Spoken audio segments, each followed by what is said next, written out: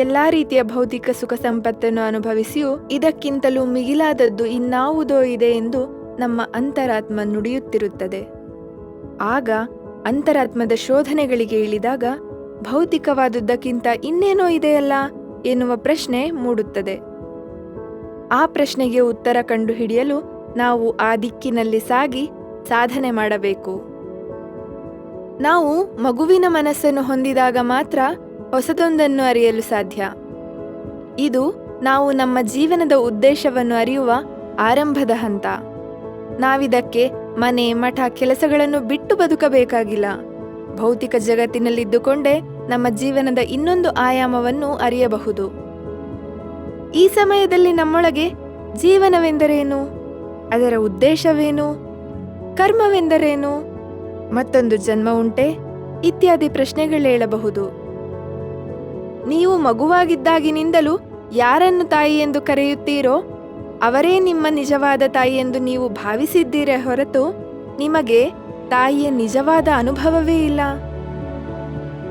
ಹಾಗೆಂದಾಗ ನಿಮ್ಮ ತಾಯಿಯೆಡೆಗಿನ ನಿಮ್ಮ ಮೂಲಭೂತ ಭಾವನೆಯೇ ಸುಳ್ಳಾದರೆ ನಿಮ್ಮೊಳಗಿನ ಸಂಪೂರ್ಣ ಭಾವನಾತ್ಮಕ ಸತ್ವವೇ ಸುಳ್ಳಾದಂತೆ. ನೀವು ನಿಮ್ಮನ್ನು, ನಿಮ್ಮ ತನವನ್ನು ನಿಜವಾಗಿಯೂ ಅಸ್ತಿತ್ವದಲ್ಲೇ ಇಲ್ಲದಿರುವ ಒಂದು ಭಾವನೆಯನ್ನಾಧರಿಸಿ ಕಟ್ಟಿಕೊಂಡಿದ್ದೀರಿ.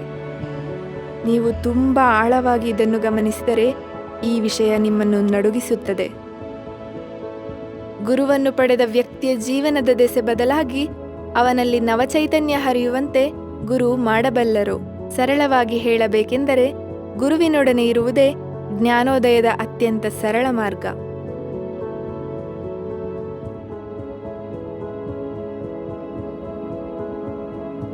ಅಧ್ಯಾಯ 3. ಜೀವನವು ಮೂಲಭೂತವಾಗಿ ಪ್ರಶ್ನಿಸುವುದೇ ಆಗಿದೆ. ನೀವು ನಿಮ್ಮ ಶಾಲಾ ದಿನಗಳಲ್ಲಿ ಎಷ್ಟೋ ಜಾದೂ ಪ್ರದರ್ಶನಗಳನ್ನು ನೋಡಿರಬಹುದು. ಖಾಲಿ ಡಬ್ಬದಿಂದ ಪಾರಿವಾಳ ಹಾರಿಸುವುದು, ಸುಮ್ಮನೆ ಕೈಯಾಡಿಸಿ ಹಣ ತೆಗೆಯುವುದು, ಹೀಗೆ ಏನೇನೋ. ಬಹಳಷ್ಟು ವ್ಯಕ್ತಿಗಳು ಈ ಎಲ್ಲವನ್ನು ಕೇವಲ ಮನರಂಜನೆಗಾಗಿ ಅನುಭವಿಸಿ ಅದನ್ನು ಅಲ್ಲೇ ಬಿಟ್ಟು ಬಿಡಬಹುದು. ಆದರೆ ಕೆಲವರು ಮಾತ್ರವೇ ಅದೇನೆಂದು ಪ್ರಶ್ನಿಸಿ ತಿಳಿದುಕೊಳ್ಳುವ ಪ್ರಯತ್ನಕ್ಕೆ ಕೈ ಹಾಕುತ್ತಾರೆ. ನಾವು ಮಕ್ಕಳನ್ನು ಗಮನಿಸಿದರೆ ತಿಳಿಯುತ್ತದೆ. ಒಂದು ಮಗು ಈ ಭೂಮಿಯ ಮೇಲಿನ ಅತ್ಯಂತ ಕುತೂಹಲಕಾರಿ ಜೀವಿ. ಅದು ತನ್ನ ಬೆಳವಣಿಗೆಯ ಪ್ರತಿ ಹಂತದಲ್ಲೂ ಅನುಭವಕ್ಕೆ ಸಿಕ್ಕಿದ ಪ್ರತಿಯೊಂದನ್ನು ಪರೀಕ್ಷಿಸಿ ತಿಳಿದುಕೊಳ್ಳುವ ಗುಣವನ್ನು ಹೊಂದಿರುತ್ತದೆ. ಎಲ್ಲವನ್ನೂ ಅರಿಯುವ ವಿಶ್ವದ ಮೂಲಭೂತ ಗುಣವಾದ ಇದನ್ನು ಕುತೂಹಲ ಎನ್ನಬಹುದು. ಇದನ್ನು ಎಲ್ಲ ವಯೋಮಾನದ ಪ್ರತಿಯೊಬ್ಬರೂ ಪಡೆಯುವುದು ಅತಿ ಮುಖ್ಯ. ಮಕ್ಕಳಲ್ಲಿ ಅತಿ ಹೆಚ್ಚಾಗಿರುವ ಈ ಕುತೂಹಲದ ಗುಣ ದೊಡ್ಡವರಾಗುತ್ತಾ ಆಗುತ್ತಾ ಎಲ್ಲೋ ಒಂದು ಕಡೆ ಕಳೆದುಕೊಂಡು ಬಿಡುತ್ತೇವೆ. ಎಲ್ಲವನ್ನು ಸುಮ್ಮನೆ ಒಪ್ಪಿಕೊಂಡು ತಲೆಯಾಡಿಸುವ ಮೂಕ ಪ್ರೇಕ್ಷಕರಾಗಿ ಬಿಡುತ್ತಾರೆ. ಇದನ್ನು ಬಾಲ್ಯದಿಂದ ಆಚೆಗೆ ಯೌವನಕ್ಕೂ ವೃದ್ಧಾಪ್ಯದವರೆಗೂ ಕೊಂಡೊಯ್ಯಲು ಸಾಧ್ಯವಿರುವವರು ಆಧ್ಯಾತ್ಮಿಕತೆಯಲ್ಲಿ ಬಹಳ ಮುಂದುವರಿಯುತ್ತಾರೆ. ಹೀಗೆ ನಮ್ಮ ಸೀಮಿತ ಜ್ಞಾನಕ್ಕೆ ನಿಲುಕದ ಅಸಾಧ್ಯವೆನಿಸಿದ ಎಷ್ಟೋ ಸಂಗತಿಗಳು ನಮ್ಮ ಮುಂದೆ ನಡೆದರೆ ಅದನ್ನು ನಾವು ಜಾದೂ ಎಂದು ಕರೆದು ಸುಮ್ಮನಾಗಿ ಬಿಡುತ್ತೇವೆ. ಆದರೆ ಇದನ್ನು ಪ್ರಶ್ನಿಸಿ ಮುಂದುವರೆದು ಪರೀಕ್ಷಿಸಿದಾಗ ಮಾತ್ರ ಸತ್ಯದ ಅರಿವಾಗುತ್ತದೆ. ಈ ವಿಶ್ವದಲ್ಲಿ ಎಲ್ಲಾ ಪ್ರಶ್ನೆಗಳಿಗೂ ಉತ್ತರಗಳು ಇದ್ದೇ ಇವೆ. ನಮಗೆ ದೊರಕಿದ ಆ ಒಂದು ಉತ್ತರ ಮತ್ತೊಂದು ಪ್ರಶ್ನೆಯಾಗಿ ಪುನಃ ಬಂದು ನಮ್ಮ ಮುಂದೆ ನಿಲ್ಲುತ್ತದೆ. ಹೀಗೆಯೇ ಒಂದರ ಹಿಂದೊಂದು ಏಳುವ ಪ್ರಶ್ನೆಗಳೇ ನಮ್ಮ ಯೋಚನಾ ಲಹರಿ ಮತ್ತು ತಿಳುವಳಿಕೆಯನ್ನು ಹೆಚ್ಚಿಸಿಕೊಳ್ಳುವ ಸಾಧನ. ನಿಂತ ನೀರು ನಿಂತಲ್ಲೇ ರಾಡಿಯಾಗುವಂತೆ ಪ್ರಶ್ನೆಗಳೇ ಇಲ್ಲದ ಜೀವನವು ನೀರಸವಾಗುತ್ತದೆ. ಅದಕ್ಕಾಗಿಯೇ ನಮ್ಮಲ್ಲೇಳುವ ಪ್ರಶ್ನೆಗಳು ನಮ್ಮ ಅರಿವನ್ನು ಹೆಚ್ಚಿಸುವಂತಿರಬೇಕು. ನಾವು ಹೊಸ ಹೊಸ ಪ್ರಯೋಗಗಳಿಗೆ ತೆರೆದುಕೊಂಡಷ್ಟು ಹೊಸ ಹೊಸ ವಿಚಾರಗಳು ನಮ್ಮನ್ನು ಆವರಿಸಿಕೊಳ್ಳುತ್ತವೆ. ಹೀಗೆ ಸತ್ಯಾನ್ವೇಷಣೆಯ ದಾರಿ ಸುಗಮವಾಗಬೇಕಾದರೆ ನಮ್ಮಲ್ಲಿ ಪ್ರಶ್ನೆಗಳು ಹುಟ್ಟಬೇಕು ಮತ್ತು ಅದಕ್ಕೆ ನಾವು ಉತ್ತರವನ್ನೂ ಹುಡುಕಬೇಕು. ಕೆಲವರಿಗೆ ಯಂತ್ರಗಳ ಬಗ್ಗೆ, ಅವುಗಳ ಚಲನೆಯ ಬಗ್ಗೆ ಪ್ರಶ್ನೆ ಮೂಡುವುದು ಸಹಜ. ಭೌತಿಕ ಜಗತ್ತಿನ ಪ್ರಶ್ನೆಗಳಿಗೆ ಉತ್ತರವನ್ನು ವಿಷಯ ಸಂಗ್ರಹಣೆ, ವಿಶ್ಲೇಷಣೆ ಹಾಗೂ ಕಲಿಕಾ ವಿಧಾನಗಳಿಂದ ಪಡೆಯಬಹುದು. ಹೀಗೆ ಭೌತಿಕ ಜ್ಞಾನವನ್ನು ಸಂಪಾದಿಸಿದ ನಾವು ನಮ್ಮ ವಿದ್ಯಾರ್ಹತೆಗೆ ಅನುಗುಣವಾಗಿ ಉದ್ಯೋಗ ಪಡೆದು 4 ಕಾಸು ಸಂಪಾದಿಸಿ ನಮ್ಮ ಕುಟುಂಬ ನಿರ್ವಹಣೆ ಮಾಡಿಕೊಂಡು ಒಂದರ್ಥದಲ್ಲಿ ಆರಾಮದಾಯಕವಾದ ಜೀವನವನ್ನು ಸಾಗಿಸುತ್ತೇವೆ. ಈ ತೆರನಾದ ಜೀವನಕ್ಕೆ ನಾವು ಎಷ್ಟು ಆಕರ್ಷಿತವಾಗಿದ್ದೇವೆಂದರೆ ನಮ್ಮ ಸ್ವಾಭಾವಿಕ ಗುಣವಾದ ಪ್ರಶ್ನಿಸುವುದನ್ನೇ ಮರೆತು ಬಿಟ್ಟಿದ್ದೇವೆ.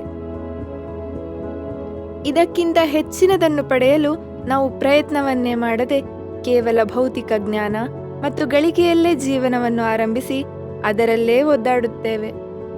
ನಮ್ಮದೇನಿದ್ದರೂ ಸುಖವಾದ ಮತ್ತು ಸೀಮಿತವಾದ ಜೀವನ ಶೈಲಿ. ಅದೇ ಜೀವನದ ಗುರಿಯಾಗಿರುವ ನಮಗೆ ಅದಕ್ಕಿಂತ ವಿಭಿನ್ನವಾದ ಪ್ರಪಂಚವೊಂದಿದೆ ಎನ್ನುವ ಅರಿವೂ ಇರುವುದಿಲ್ಲ. ಭೌತಿಕ ಸುಖ, ಸಂಪತ್ತು ಯಾವಾಗಲೂ ನಮ್ಮ ಕೈ ಹಿಡಿಯುವುದಿಲ್ಲ.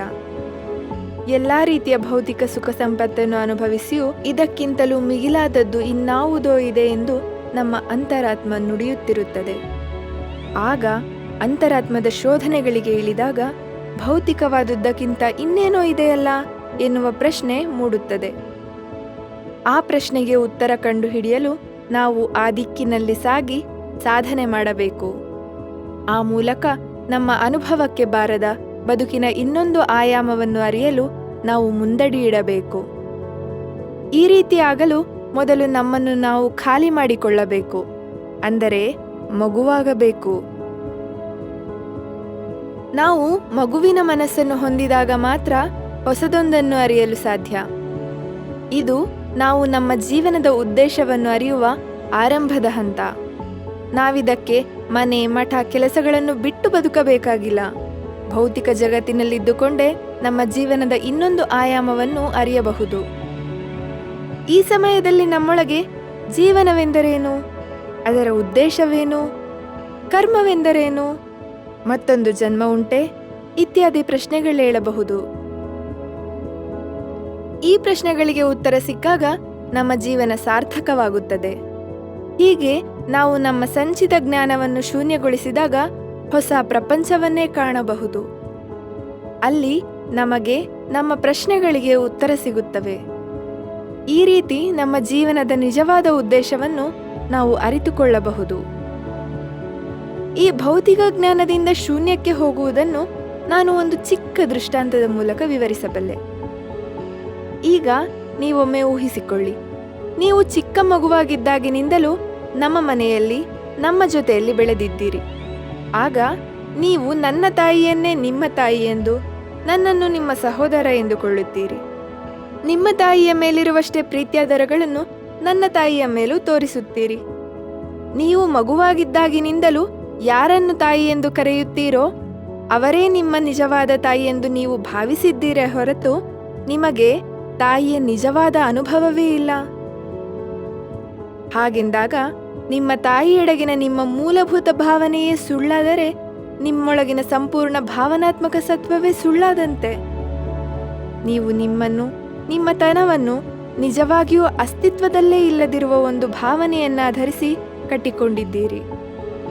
ನೀವು ತುಂಬ ಆಳವಾಗಿ ಇದನ್ನು ಗಮನಿಸಿದರೆ ಈ ವಿಷಯ ನಿಮ್ಮನ್ನು ನಡುಗಿಸುತ್ತದೆ. ನಿಮಗೆ ನೀವೇ ಪ್ರಶ್ನಾರ್ಥಕವೆನಿಸುತ್ತೀರಿ. ನೀವು ಯಾರು ಎಂಬ ಪ್ರಶ್ನೆ ಮೂಡುತ್ತದೆ.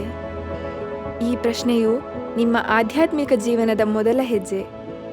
ಇದರ ಉತ್ತರ ನೀವು ಇಲ್ಲಿಯವರೆಗೂ ಕಲಿತದ್ದನ್ನು ಮರೆತಾಗ ಮಾತ್ರ ನಿಮಗೆ ದೊರೆಯುತ್ತದೆ.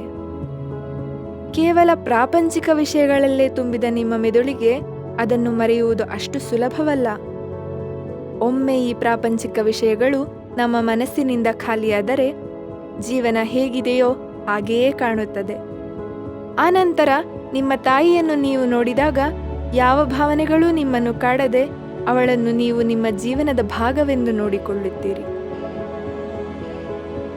ಮೊದಲು ಹೊರಜಗತ್ತಿನ ಬಗ್ಗೆ ಹುಟ್ಟಿಕೊಳ್ಳುವ ಪ್ರಶ್ನೆಗಳು ನಾವು ಪ್ರಬುದ್ಧರಾದಂತೆ ಒಳಜಗತ್ತಿನ ಬಗ್ಗೆ ಮೂಡಲು ಶುರುವಾಗುತ್ತವೆ.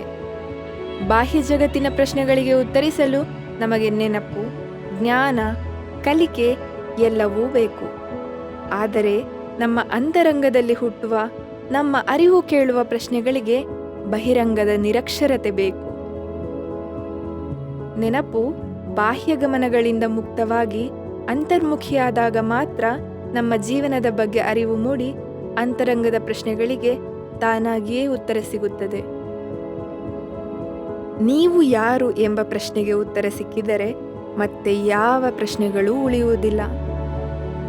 ನಾನು ಕಾಲೇಜು ವಿದ್ಯಾರ್ಥಿಯಾಗಿರುವಾಗಲೇ ನನ್ನಲ್ಲಿದ್ದ ಆಧ್ಯಾತ್ಮಿಕ ಆಸಕ್ತಿ ಮತ್ತು ಸಾಧನೆಯ ಬಗ್ಗೆ ತಿಳಿದಿದ್ದವರು ಸ್ವಾಭಾವಿಕವಾಗಿ ತಮ್ಮ ಆರ್ಥಿಕ ವ್ಯವಹಾರಗಳು, ಮಕ್ಕಳ ಮದುವೆ, ಆಸ್ತಿ ವ್ಯಾಜ್ಯ ಹೀಗೆ ಹಲವಾರು ವಿಧವಾದ ಸಮಸ್ಯೆಗಳನ್ನು, ಪ್ರಶ್ನೆಗಳನ್ನು ಹಿಡಿದುಕೊಂಡು ಪರಿಹಾರಕ್ಕಾಗಿ ನನ್ನ ಬಳಿ ಬರುತ್ತಿದ್ದರು. ಅವರಿಗೆ ಅವರ ಸಮಸ್ಯೆಗಳಿಗೆ ಅವಶ್ಯ ಪರಿಹಾರ ಬೇಕಾದಲ್ಲಿ ನಾನವರಿಗೆ ಮಾರ್ಗದರ್ಶನ ಮಾಡುತ್ತಿದ್ದೆ. ಆದರೆ IT ಉದ್ಯೋಗಿಯಾಗಿದ್ದ, ಆಧ್ಯಾತ್ಮದಲ್ಲಿ ಗಂಭೀರ ಆಸಕ್ತಿಯುಳ್ಳ ಅನ್ವೇಷಕರೊಬ್ಬರು ಅವರ ರಜಾದಿನಗಳನ್ನು ಭಾರತದ ಅವರ ಹುಟ್ಟೂರಿನಲ್ಲಿ ಕಳೆಯಲು ಬಂದಿದ್ದರು. ಅವರು ತಮ್ಮ ಗೆಳೆಯನ ಮೂಲಕ ನನ್ನ ಬಗ್ಗೆ ತಿಳಿದು ನನ್ನ ಬಳಿ ಬಂದರು. ಆಧ್ಯಾತ್ಮಿಕ ಹುಡುಕಾಟದಲ್ಲಿ ಅವರು ಹಲವು ಸ್ಥಳಗಳಲ್ಲಿ ವಿವಿಧ ಮಾರ್ಗಗಳನ್ನು ಅನುಸರಿಸಿದವರು. ತಮಗೆ ಇದ್ದ ಸಂಶಯಗಳಿಗೆ ಉತ್ತರಗಳನ್ನು ಹುಡುಕುತ್ತಾ ನನ್ನಲ್ಲಿ ಬಂದು ಹಲವಾರು ಪ್ರಶ್ನೆಗಳನ್ನು ಕೇಳಿದರು. ನನ್ನನ್ನು ಭೇಟಿಯಾದ ಹೊಸತರಲ್ಲಿ ಅವರು ಕೇಳಿದ ಪ್ರಶ್ನೆಗಳೆಲ್ಲ ಪ್ರಾಪಂಚಿಕವಾಗಿದ್ದವು. ಆದರೆ ಅವರು ಅವುಗಳನ್ನು ಆಧ್ಯಾತ್ಮಿಕವೆಂದು ಭಾವಿಸಿದ್ದರು. ಅವರು ಸುಮಾರು 2000 ಪ್ರಶ್ನೆಗಳನ್ನು ಹಾಳೆಗಳಲ್ಲಿ ಬರೆದು ನನಗೆ ನೀಡಿದರು. ನಾನು ಅವರ ಎಲ್ಲ ಪ್ರಶ್ನೆಗಳಿಗೆ ಸಮಾಧಾನವಾಗಿ 1 ವಾರದ ಅವಧಿಯಲ್ಲಿ ಉತ್ತರಿಸಿದೆ. ನಾನು ಕೇವಲ ಅವರಿಗೆ ಮಾತಿನಲ್ಲಷ್ಟೇ ಅಲ್ಲದೆ ಅದರ ಅನುಭವವನ್ನೂ ಮಾಡಿಸುತ್ತಿದ್ದೆ. ಹೆಚ್ಚು ಕಡಿಮೆ 1 ತಿಂಗಳವರೆಗೆ ನನ್ನಲ್ಲಿ ವಿಧವಾದ ಪ್ರಶ್ನೆಗಳನ್ನು ಕೇಳಿ ಉತ್ತರ ಪಡೆದ ಈ ವ್ಯಕ್ತಿಯ ಮುಂದಿನ ಪ್ರಶ್ನೆಗಳ ವಿಧಾನ ಬದಲಾಯಿತು. ಈಗ ಅವರ ಪ್ರಶ್ನೆಗಳು ಆಂತರಿಕ ವ್ಯಕ್ತಿತ್ವಕ್ಕೆ ಸಂಬಂಧಪಟ್ಟವಾಗಿದ್ದವು. ಅವರಲ್ಲಿ ಈ ಮೊದಲು ಇರದಿದ್ದ ಆಂತರಿಕ ವ್ಯಕ್ತಿತ್ವದ ಬೆಳವಣಿಗೆ ಈಗ ಆಗುತ್ತಿರುವುದನ್ನು ನಾನು ಗಮನಿಸಿದೆ. ನಾನು ನೀಡಿದ ಉತ್ತರಗಳು ಅವರನ್ನು ತೃಪ್ತಿಪಡಿಸಿದವು ಎನಿಸುತ್ತದೆ. ಈ ಮೊದಲು ಅವರು ಕೇಳಿದ ಪ್ರಶ್ನೆಗಳೆಲ್ಲವೂ ಭೌತಿಕವೆಂಬ ಅರಿವು ಅವರಿಗಾಯಿತು. ಈಗ ಅವರು ಮುಂದುವರೆದು, ನಿಮಗೆ ಈ ರೀತಿಯ ಅರಿವು ಎಲ್ಲಿಂದ ಬಂತು ಎಂದು ನನ್ನನ್ನು ಪ್ರಶ್ನಿಸಿದರು. ಅದಕ್ಕೆ ಪ್ರತಿಯಾಗಿ ನಾನು, ಜೀವಮಾನದ ಸಾಧನೆ ಮಾಡಿದರೆ ನಿಮಗೂ ಈ ರೀತಿಯ ಉತ್ತರ ಸಿಕ್ಕೀತು. ಆ ರೀತಿಯ ಸಾಧನೆ ಮಾಡಲು ನೀವು ತಯಾರಾಗಿದ್ದರೆ ನನ್ನಲ್ಲಿನ ಅರಿವಿನ ಮೂಲವನ್ನು ನಿಮಗೆ ನೀಡಲು ನಾನು ತಯಾರಾಗಿದ್ದೇನೆ ಎಂದೆ. ಈ ಸಮಯದಲ್ಲಿ ನಾನವರ ಕಣ್ಣುಗಳಲ್ಲಿ ಆಧ್ಯಾತ್ಮದ ಬಗ್ಗೆ ಅವರಿಗಿದ್ದ ವಿಶೇಷ ಆಸಕ್ತಿಯನ್ನು ಕಂಡೆ. ಕೆಲವು ದಿನಗಳಲ್ಲೇ ಅವರ ರಜೆ ಮುಗಿಸಿ ಅಮೆರಿಕಕ್ಕೆ ಹೊರಟವರು ಮುಂದಿನ 6 ತಿಂಗಳುಗಳೊಳಗೆ ಅವರ ಆಧ್ಯಾತ್ಮಿಕ ತುಡಿತ ಅವರನ್ನು ವಿದೇಶದಿಂದ ಸ್ವದೇಶಕ್ಕೆ ತಂದು ನೆಲೆಸುವಂತೆ ಮಾಡಿತು. ಈಗ ಅವರು ನನ್ನ ಜೊತೆಯಲ್ಲಿ ಆಧ್ಯಾತ್ಮದ ಒಬ್ಬ ಪ್ರಾಮಾಣಿಕ ಅನ್ವೇಷಕರಾಗಿ ತಮ್ಮನ್ನು ತಾವು ತೊಡಗಿಸಿಕೊಂಡಿದ್ದಾರೆ. ಅವರಂತಹ ಆಧ್ಯಾತ್ಮಿಕ ಅನ್ವೇಷಕರನ್ನು ಪಡೆದ ನಾನು ಧನ್ಯ. ಇಂಥವರು ದೊರೆಯುವುದು ಅತಿ ವಿರಳ. ನನ್ನ ಬಳಿ ಬರುವ ಅನೇಕರು ಕೇವಲ ಆಧ್ಯಾತ್ಮದ ಬಗೆಗಷ್ಟೇ ಅಲ್ಲದೆ ನನ್ನ ವೈಯಕ್ತಿಕ ಜೀವನದ ಬಗ್ಗೆಯೂ ಪ್ರಶ್ನಿಸುತ್ತಾರೆ. ನನ್ನ ಬಗ್ಗೆ, ನನ್ನ ಜೀವನ ಶೈಲಿ, ನನ್ನ ಕೆಲಸಗಳ ಬಗ್ಗೆ ಹಾಗೂ ಆಧ್ಯಾತ್ಮಿಕ ಜೀವನದೆಡೆಗಿನ ನನ್ನ ಸಮರ್ಪಣೆ ಹೀಗೆ ಅನೇಕ ರೀತಿಗಳಲ್ಲಿ ನನ್ನನ್ನು ಪ್ರಶ್ನಿಸುತ್ತಾರೆ. ನಾನು ಅಂತಹ ಪ್ರಶ್ನೆಗಳನ್ನು ಸ್ವಾಗತಿಸುತ್ತೇನೆ. ಏಕೆಂದರೆ ಜನರು ಅಂತಹ ಪ್ರಶ್ನೆಗಳನ್ನು ಕೇಳುತ್ತಿದ್ದಾರೆಂದರೆ ಅವರು ನಮ್ಮನ್ನು ಗಮನಿಸುತ್ತಿದ್ದಾರೆ ಎಂದರ್ಥ. ಹೀಗೆ ನನ್ನ ಬಗ್ಗೆ ಜನರು ಪ್ರಶ್ನಿಸಿದಾಗ ನಾನು ಅವರಿಗೆ ಕೇವಲ ಮೌಖಿಕವಾಗಿ ಉತ್ತರಿಸುವುದಿಲ್ಲ. ಬದಲಾಗಿ ಅವರನ್ನು ಬಂದು ನಮ್ಮ ಆಶ್ರಮದಲ್ಲಿ ಸ್ವಲ್ಪ ಕಾಲ ಕಳೆಯಲು ಹೇಳುತ್ತೇನೆ. ಅದರಿಂದ ಅಲ್ಲಿ ಅವರು ನನ್ನ ದಿನಚರಿಯನ್ನು, ಜೀವನ ಶೈಲಿಯನ್ನು ಇನ್ನೂ ಹತ್ತಿರದಿಂದ ಗಮನಿಸಲು ಸಾಧ್ಯವಾಗುತ್ತದೆ. ನೀವು ಆಶ್ರಮಕ್ಕೆ ಬಂದಾಗ ನಿಮ್ಮಲ್ಲಿರುವ ಪ್ರಶ್ನೆಗಳ ಜೊತೆ ಮತ್ತಷ್ಟು ಪ್ರಶ್ನೆಗಳು ಉದ್ಭವಿಸಬಹುದು. ಇರುವ ಪ್ರಶ್ನೆಗಳಿಗೆ ಉತ್ತರ ಸಿಗುವ ಬದಲು ಇನ್ನಷ್ಟು ಗೊಂದಲ ಸೃಷ್ಟಿಯಾಗಬಹುದು. ನಿಮ್ಮ ಮನಸ್ಸು ನಿಮ್ಮದೇ ರೀತಿಯಲ್ಲಿ ಒಂದು ತೀರ್ಮಾನಕ್ಕೆ ಬರಲೂಬಹುದು. ಅದೇ ಉತ್ತರವೆಂದು ಭಾವಿಸಿ ನೀವು ಅಲ್ಲಿಂದ ಹೊರಡುವಂತೆಯೂ ಮಾಡಬಹುದು. ಅಂದರೆ ನಿಮ್ಮ ಮನಸ್ಸು ಮತ್ತು ದೇಹ ಏಕತೆಯನ್ನು ಅನುಭವಿಸದ ಕಾರಣ ನಿಮಗೆ ಈ ಸಂದರ್ಭವನ್ನು ಆಶ್ರಮದ ವಾತಾವರಣದಲ್ಲಿ ಎದುರಿಸುವುದು ಕಷ್ಟವೆಂದೆನಿಸಿ ನೀವು ಹಿಂತಿರುಗಬಹುದು. ಮನಸ್ಸಿಗೆ ಶಕ್ತಿಯ ಜೊತೆಗೆ ಮಿತಿಯೂ ಇದೆ. ಮನಸ್ಸನ್ನು ನಿರ್ಲಕ್ಷಿಸಿದರೆ, ನಿಮ್ಮ ಗೊಂದಲಗಳನ್ನು ಯಾವುದೇ ತೀರ್ಮಾನಕ್ಕೆ ಬರದೆ ತಡೆದುಕೊಂಡರೆ, ನಿಮ್ಮ ಪ್ರಶ್ನೆಗಳಿಗೆ ಅಂತರ್ಮುಖಿಯಾಗಿ ಉತ್ತರವನ್ನು ಕಂಡುಕೊಳ್ಳಲು ಯತ್ನಿಸಿದರೆ ಕ್ರಮೇಣ ನಿಮ್ಮ ಮನಸ್ಸು ನೆಲೆಗೊಂಡು ಅನುಭವಗಳು ಉಂಟಾಗುತ್ತವೆ. ಈ ಅನುಭವಗಳ ಮೂಲಕ ನಿಮ್ಮ ಅಸ್ತಿತ್ವದ ಅರಿವಾಗಿ ಬುದ್ಧಿ ಎಚ್ಚರವಾಗುತ್ತದೆ. ಅದರ ಪ್ರಭಾವದಿಂದ ನಿಮ್ಮ ಪ್ರಶ್ನೆಗಳಿಗೆ ಉತ್ತರ ತನ್ನಿಂತಾನೇ ಸಿಗುತ್ತದೆ. ಈ ಉತ್ತರಗಳು ಮಾತಿನ ರೂಪದಲ್ಲಿ ಮಾತ್ರವಲ್ಲದೆ ಅನುಭವವೇದ್ಯವಾಗಿರುತ್ತವೆ. ಕೇವಲ ಮನಸ್ಸನ್ನು ಸಮಾಧಾನಪಡಿಸುವಂತೆ ತಾತ್ಕಾಲಿಕವಾಗಿರದೆ ಬದುಕಿನ ದಿಕ್ಕನ್ನು ಬದಲಿಸುವ ಶಾಶ್ವತವಾದ ಉತ್ತರವಾಗಿರುತ್ತದೆ. ಇದನ್ನು ಪಡೆಯಲು ನಮಗೆ ಗುರುಕೃಪೆ ಬೇಕು. ಗುರುಕೃಪೆಯನ್ನು ಹೊಂದಲು ನಾವು ಗುರುವಿನೊಂದಿಗೆ ಇರಬೇಕು. ಗುರುವು ಆಯಾ ವ್ಯಕ್ತಿಯ ಅವಶ್ಯಕತೆ, ಶಕ್ತಿಗೆ ತಕ್ಕ ರೂಪದಲ್ಲಿ ದೊರೆಯುತ್ತಾರೆ. ಅವರ ಮೂಲಕ ನೀವು ಅಮೂಲ್ಯವಾದ ಆಧ್ಯಾತ್ಮಿಕ ಅನುಭವಗಳನ್ನು ಪಡೆಯಬಹುದು. ಗುರುವನ್ನು ಪಡೆದ ವ್ಯಕ್ತಿಯ ಜೀವನದ ದೆಸೆ ಬದಲಾಗಿ ಅವನಲ್ಲಿ ನವಚೈತನ್ಯ ಹರಿಯುವಂತೆ ಗುರು ಮಾಡಬಲ್ಲರು. ಸರಳವಾಗಿ ಹೇಳಬೇಕೆಂದರೆ ಗುರುವಿನೊಡನೆ ಇರುವುದೇ ಜ್ಞಾನೋದಯದ ಅತ್ಯಂತ ಸರಳ ಮಾರ್ಗ.